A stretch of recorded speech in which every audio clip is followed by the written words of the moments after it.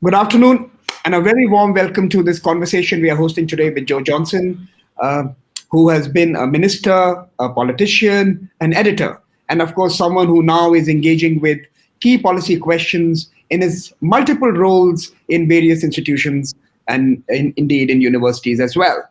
Joe and his team have put together a report titled The China Question: Managing Risks and Maximizing Benefits from Partnership in Higher Education and Research. In short, the report is interrogating the presence and the rise of the Chinese students, Chinese money, and Chinese influence in the higher education institutions in UK. Joe, welcome to this debate.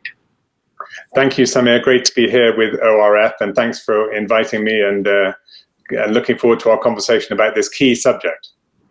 Joe, when I reached out to you a few weeks ago, I did not realize that you would actually be recording this on the 100th anniversary of the Communist Party of China.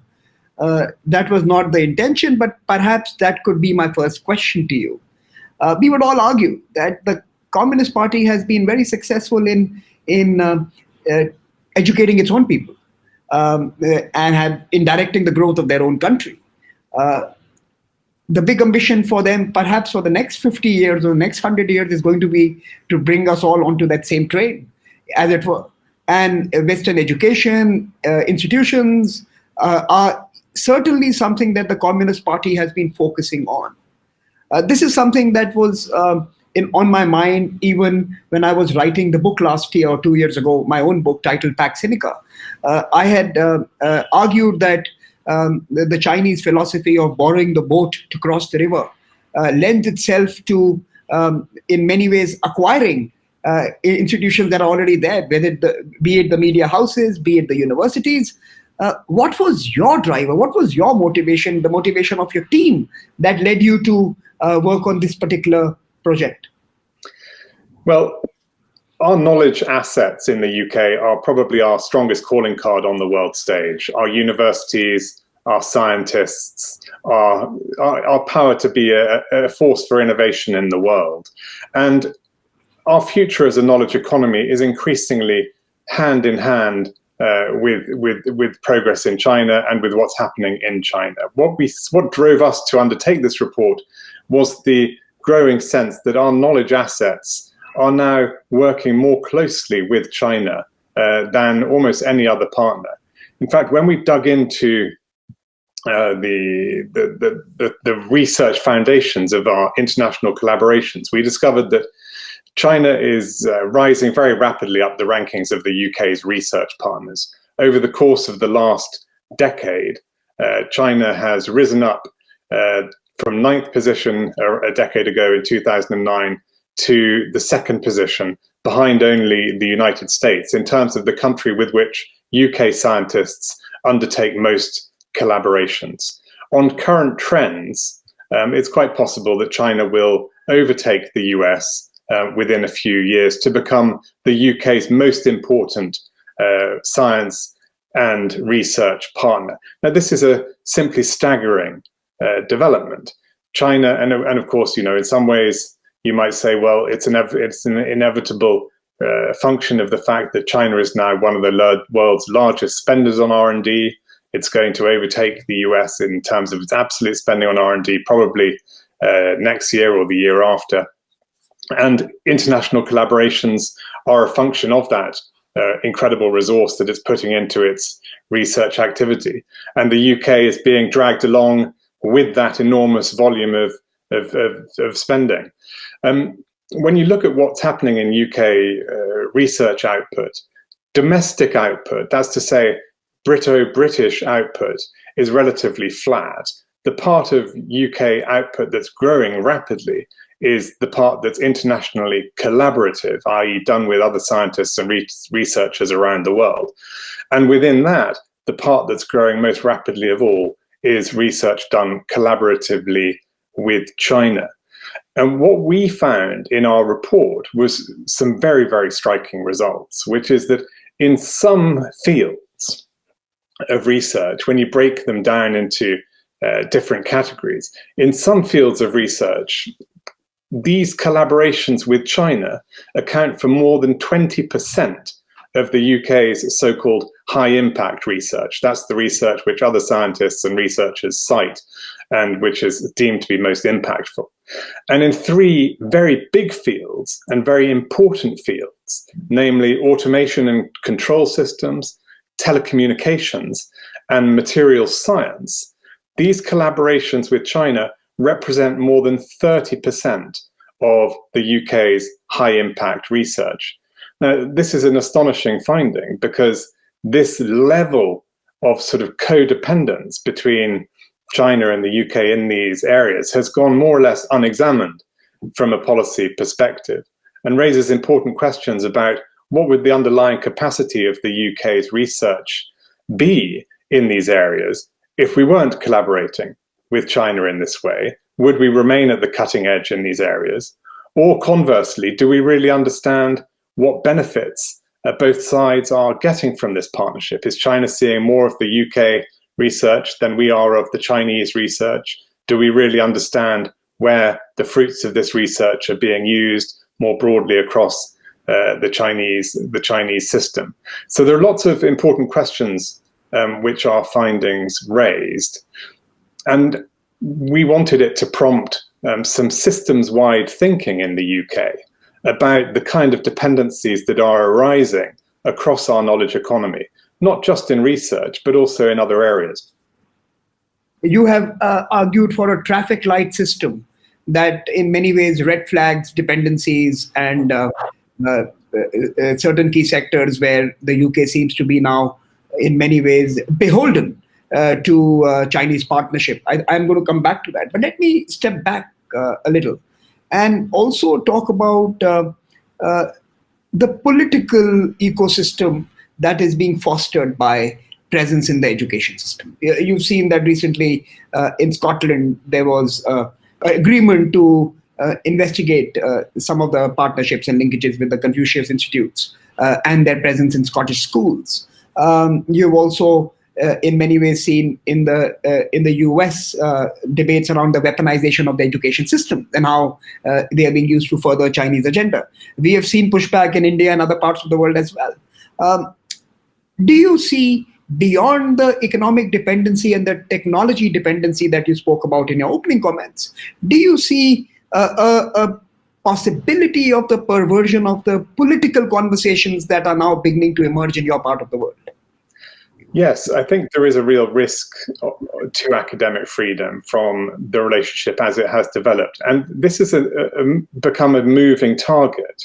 When sort of a decade ago, David Cameron and George Osborne took the strategic decision to try to turn the UK into the country most open to Chinese trade and investment, it was a slightly different era back in 2010.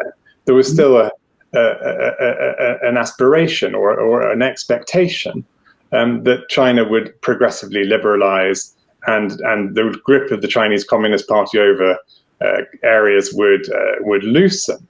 Now, that has clearly not materialized. Over the ensuing decade, during which our universities have become ever more deeply enmeshed with the China relationship on the research side and on the student side, we've seen during this decade universities in China and counterparts in China become ever more tightly controlled by the Chinese Communist Party, whose anniversary we're celebrating today, or noting, and ever more tightly controlled by President Xi. So you raise the interesting question, which is, what are the risks to the academic mission? What are the risks to freedom of speech, to all the values of liberal democracies? If our quintessential liberal institutions, our universities, are becoming ever more closely bound up in this relationship with institutions that are becoming themselves ever more tightly gripped by the Chinese Communist Party. These are real issues, and we shouldn't shirk them. I don't think there is a simple binary answer that you either disengage and decouple, or you continue naively down a path of thinking everything's absolutely fine and we should just carry on as if everything is totally normal. I do think there is a need for a much more systematic approach to mapping this relationship, working out what our institutions are doing on the research side and with which Chinese counterparts, monitoring risks that might emerge, whether it's on the national security side, from transfer of technology at an early stage, or on the academic freedom side, where there might be a risk potentially of self-censorship on the part of academics, pressure being put on students and so forth. And then latterly, we must put in place systems to mitigate those risks as and when they are found to materialize and to be genuine and warranted. So we shouldn't fall into the sort of simplistic trap of the China bashers and the China hawks who want crude decoupling and a kind of techno-McCarthyism. We do benefit from collaboration in science and technology, and we will probably make faster progress on solving global challenges like climate change and threats to biodiversity and from the next pandemics if we work closely with China in all of these areas. But we must do so with our eyes open. This is a China that has not changed as we perhaps naively expected it might a decade ago. It is these institutions, which are our counterparts, are tightly gripped by the Chinese Communist Party. And we've got to be very, very watchful about everything we are doing. So the traffic light system that the report in some ways suggests is important, where alerts or warnings are issued to those who are interested in reading them in terms of the influence of external actors, namely China, on the domestic research agenda or university research agendas. How would a traffic light system in robust democracies work? That's not what democracies do, right? The free space that universities normally are seen as would reject any suggestion that there should be a reporting or a compliance framework which requires disclosures and minute bureaucratic interference in curricula. Yeah, well, we need to make sure that universities are balancing the need to protect academic freedom appropriately in everything that they're doing when in their dealings with China. It's a cardinal principle of our system, and it can't be traded off against, for example, the financial incentives which institutions have to ensure that they're staying on the party's side, on the right side of the Chinese Communist Party. Lucrative research partnerships, valuable academic exchange agreements, and training programs in China have the potential to be used against universities as bargaining chips. They can become pressure points that encourage university leaders to balance the freedom of academics, the freedom of their staff to speak freely on sensitive subjects like, say, Tibet, Tiananmen, Xinjiang, the security law in Hong Kong, the massive amassing of wealth by China's political leaders. They've got to balance all of those. They've got to ensure that academics are able to speak out freely on these questions. Otherwise, we will see that these close relations that we have with China gradually exercising a chilling effect on academic freedom, which will pose real real threat to the values of our liberal democracy. If it means, our researchers and our academics are self-censoring and holding back from what they are writing and saying. So universities alone universities have an important part to play in this, but so too do regulators, funders, and ultimately governments. Governments need to ensure that universities are systematically putting in place in their contractual arrangements with Chinese counterparts strong and enforceable provisions around freedom of speech, for example. This can't be traded away, and the reputation of the UK higher education and research system, of which the government is ultimately the custodian and the state is the custodian, needs to be protected in this respect. And we need to ensure that our institutions are being robust in the defense of the core values of the academy, and ensuring that contractual arrangements with China are robust and enforceable, and that institutions aren't going to be put under pressure to trade away academic freedoms are really important. Joe, you mentioned two very important points. The first, of course, was the lucrative contracts that can, in many ways, influence institutions and universities in UK. I want to ask you about another trend that we see being quite dominant in the recent past is the faculties being contracted in person individually to conduct lucrative assignments in China. It could be consulting assignments, it could be short academic training programs, it could be some business trips. How do you respond to that challenge, where actually it is the faculty who, on their individual will, are engaging with the Chinese state for benefits? How do you regulate that? Well, we have a problem in the UK, which is we have low levels of China literacy, low levels of Asia literacy generally.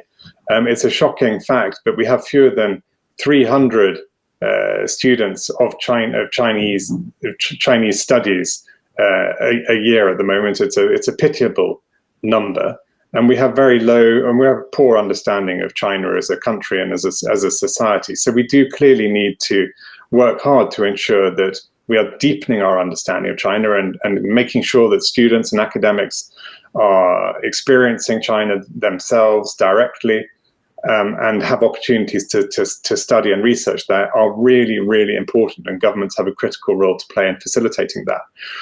On the other hand, we do need also at the same time to take care to ensure that this isn't used as leverage against researchers who need to have access to China for their professional work, that for example, threat of withdrawal of visas or other such sort of ways of ensuring that academics toe the party line don't sort of have a chilling effect on the work that they then undertake.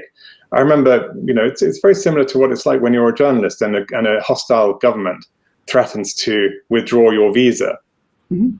This kind of threat, whether it's real or imagined, can be an important constraint on a journalist or an academic's ability to speak and write freely, and that's an incredibly powerful weapon for a state to use, especially on those who rely on access to contacts in the country and their ability to visit the country for their own living.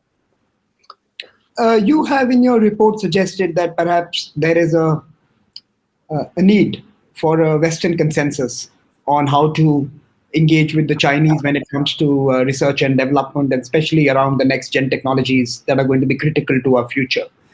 Develop common standards on contracting, on development finance for many of these activities. How elusive, how difficult is that Western consensus, a consensus of liberal democracies to achieve? Can we agree on anything these days? I think there may be small groupings of countries who share a similar approach. I think having a broad consensus across the US and EU and India and so forth may be hard to achieve in the short term, certainly. But there is an awareness of the fact that China is becoming a market maker. It is a huge force in global R&D now. It's going to become a huge superpower in its own right in higher education, potentially rivaling the US and other Western countries that have traditionally dominated the market for international students. It is deploying education soft power as part of the Belt and Road Initiative in a very organized and orchestrated way. And it is going to become a major player, therefore, in the global knowledge economy in the years to come. And it's going to be a force which all countries will need to have a plan for. Mm-hmm. Managing a relationship across our knowledge economy in the UK with an authoritarian party system that has shown little desire to transform itself into a Western liberal-style democracy will require a very carefully calibrated policy mix. As I said, there are no simple binary solutions that are going to work, either decoupling or naively embracing. We've got to have a calibrated approach that enables the sector to maintain strong people-to-people ties, particularly through student flows, and to capitalize on opportunities for cooperation with a superpower of global R&D in pursuit of shared objectives that we have in common: climate change, the achievement of the Sustainable Development Goals, for example. But at the same time, we've got to be very, very clear-headed about mitigating the real security risks that this cooperation entails, and to ensure that we're upholding the core values of the academy. This is not an easy balancing act to pull off. It's going to require very careful monitoring, significantly greater levels of transparency on the part of our institutions about who they're collaborating with and where funding is coming from, and much more openness. All of that's going to be essential to maintaining the fragile confidence of parliamentarians and legislators in the UK that this is on a sustainable course. Joe, can the Chinese see these conversations as being hostile to it? And is there a conversation, has there ever been a thought in the minds of those who engage with these questions of education and security, the interlinkages, that there could be a possibility of significant decline of students coming in from China? Is that something that worries the university system, the education system? And is that something that is going to always be a factor for any national security conversation to be based on?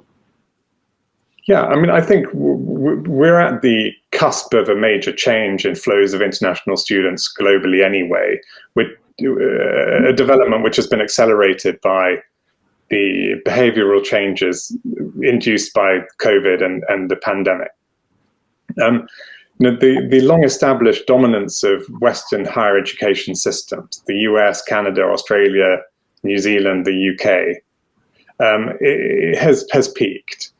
Their share of total international student flows is now on a steady decline. And we are going to see China and potentially eventually also India and other countries emerge as players in this space. China is already well on its way to becoming a top 5 destination for international students, as I said, through its very orchestrated and organized targeting of Belt and Road countries.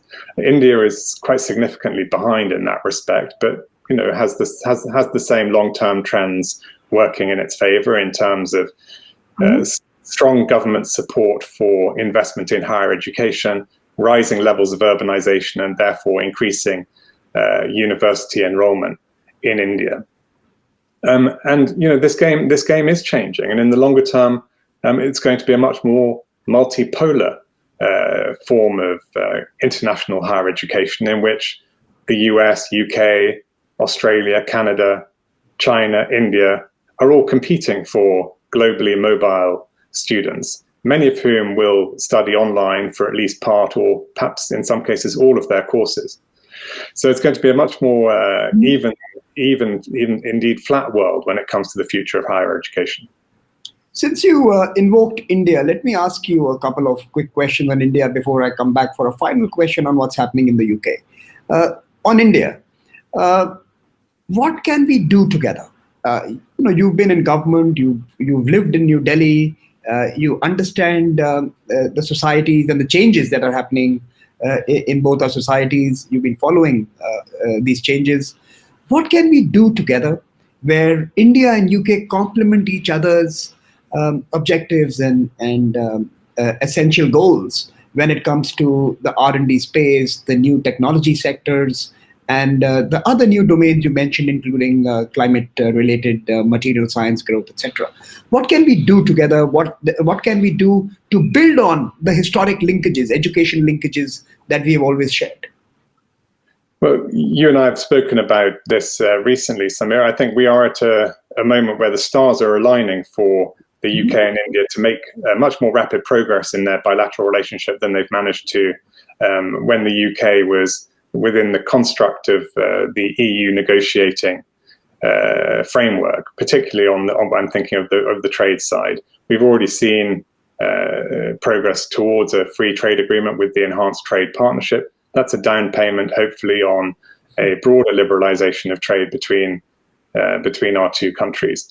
On the knowledge economy side of things, your national education policy released last year by Minister Professorial is an interesting and important document that once again throws the doors open to Western institutions to come and establish themselves in India. The government in India wants top 100 ranked institutions to consider seriously setting up branch campuses and other kinds of articulation agreements that would enable them to provide HE in the country on Indian soil for the first time. That would be a historic opening up of the Indian system, and also I think a real boost to the Indian system in lots of ways, raising,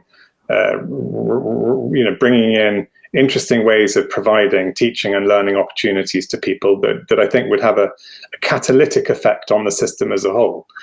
So that's a big opportunity there. Clearly, India has ambitions to become a global player in higher education and to have institutions that are ranked in as highly as China is already succeeding in having its institutions ranked. It's some way behind still. I think China has between 5 and 10 in the world's top 200. India is still lagging in that respect. But concerted investment and greater attention to the autonomy of institutions, to climate of academic freedom on campus will encourage international collaborations with Indian institutions. And it's those international collaborations that tend to drive up the impact of research that's undertaken by those institutions, and then in turn that drives those institutions up the rankings. So I think India has to pay some serious attention to the question of institutional autonomy and academic freedom, because that is the key to getting international collaboration. International collaboration is the key to getting highly impactful research. That in turn is the key to rising up the global rankings and to becoming attractive to students from around the world who want a high quality brand on their CVs that they can then deploy in the labor market. If you don't get those basic building blocks right in terms of institutional autonomy and academic freedom, you have very little chance of becoming an attractive player on the global stage, a big and important player on the global stage. Coming back to UK, I want to ask you two final questions. The first is to do with what has been the change in attitudes of those living in Britain in the last 10 years vis-a-vis China. You would possibly agree that the largest or the most intense period of Chinese investments in the education system has been the last decade in the UK. What has been the perceptual change about that country in this particular time period? How are people appraising China today in UK?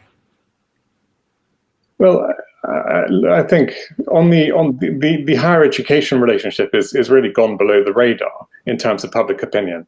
I don't think that the British public as a whole is aware remotely that our university system has such a strong set of dependencies on research partnerships with Chinese institutions and on financial income from Chinese international students. It's just too technical an issue to be something in the public mind.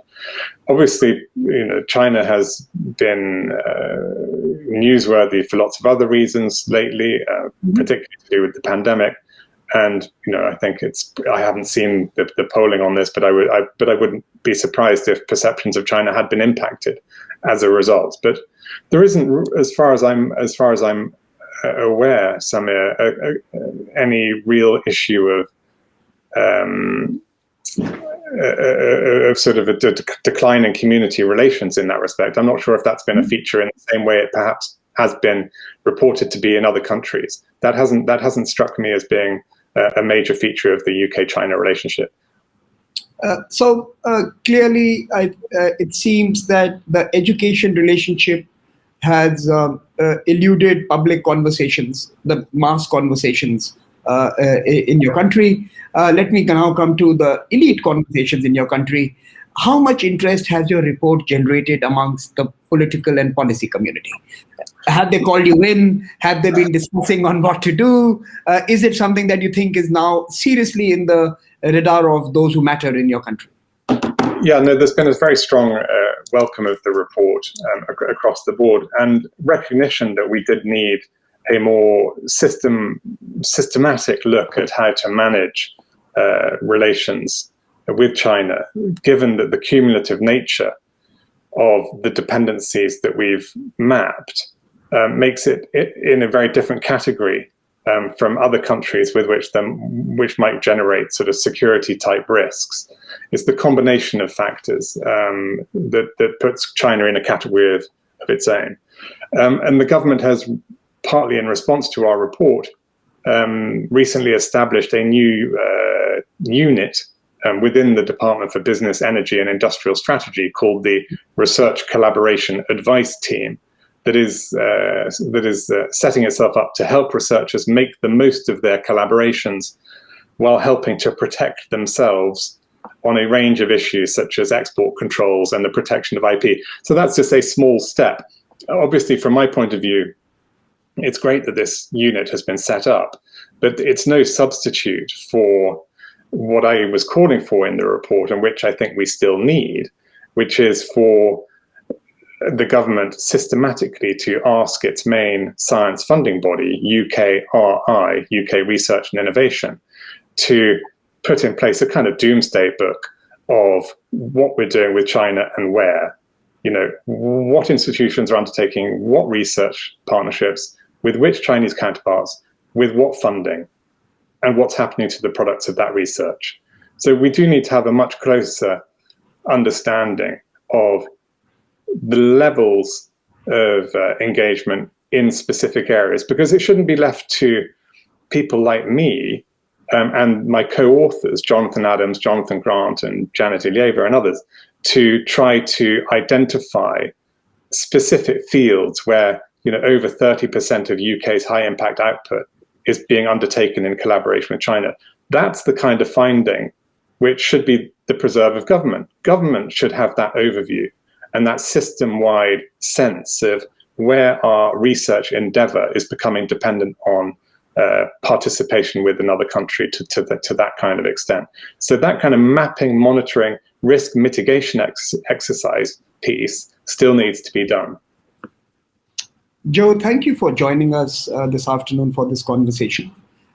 What the UK does is not only important for the country, but it is certainly going to be in many ways a template that others may emulate in the months and years ahead.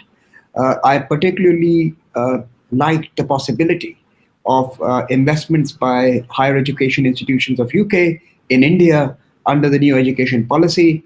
And I'm hoping that one day the largest UK university is based out of Bombay.